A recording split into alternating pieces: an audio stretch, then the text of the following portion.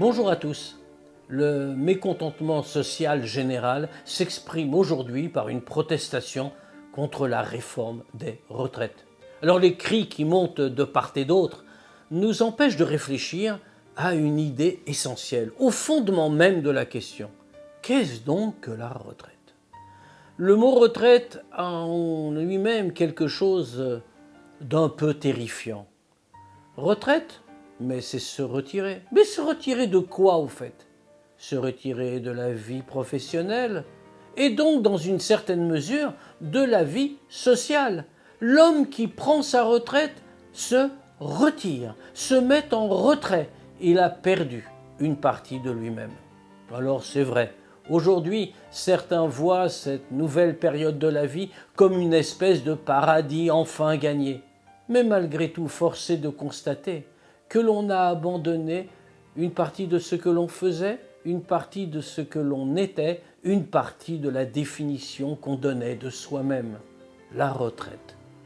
Et si finalement, il n'y en avait pas autant que l'on croit, non pas pour des raisons légales ou financières, et tout système ayant sa pérennité garantie, ce n'est pas de cela qu'il s'agit.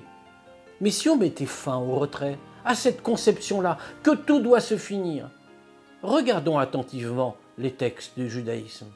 Dieu, nous dit-on, a donné à chacun un certain nombre d'années, de mois, de semaines, de jours et même d'heures de vie. Dieu les fixe.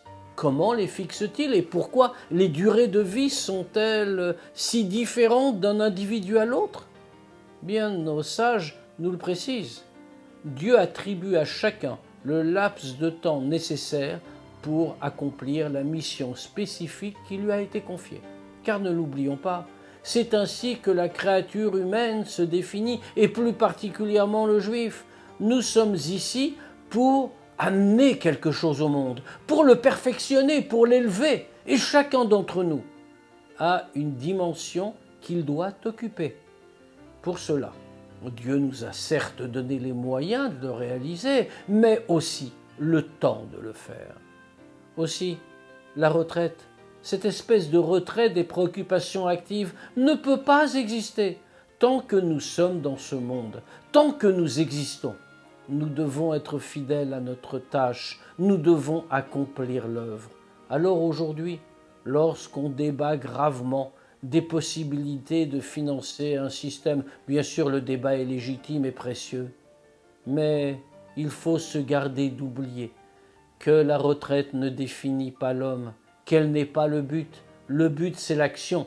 Et si la retraite au sens moderne du terme nous écarte de l'activité professionnelle habituelle, elle ne fait que nous ouvrir un nouveau champ d'action, un nouveau champ de liberté. Alors pour un juif, oui, bien sûr, la retraite comme tout le monde, de son obligation sociale, mais pas la retraite de son obligation humaine, pas la retraite de son action générale.